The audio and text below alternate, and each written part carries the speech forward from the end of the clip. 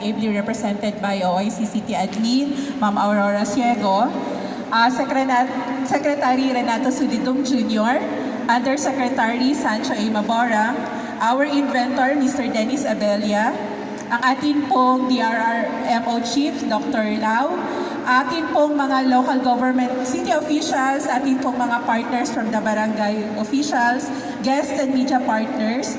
Isang makaagam na umaga, tanghali na pala sa atin pong lahat.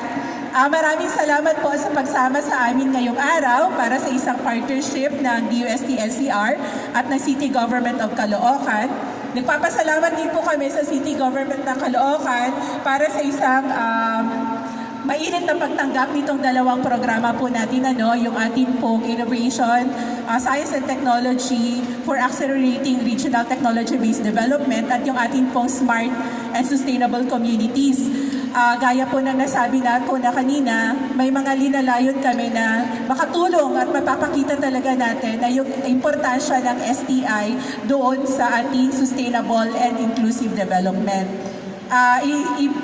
Dalawa lamang po ito sa mga iba-iba pang inisyatibo na meron po tayo dito sa city, hindi lamang dito sa city but also in the whole National Capital Region.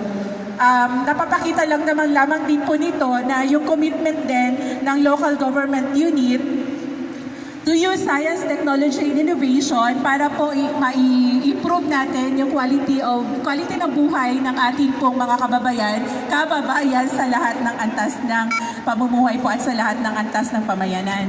Kaya po nagagalak din kami ngayong umaga, nakita natin kung paano makakatulong talaga yung science, technology, and innovation doon sa mga practical na problema na atin pong hinaharap na nangangailangan din po ng practical na solusyon. So kasama po dito yung MOOC of Technology ni Sir Dennis Abella na nakita nyo naman po kanina, hitik sa technology at makabago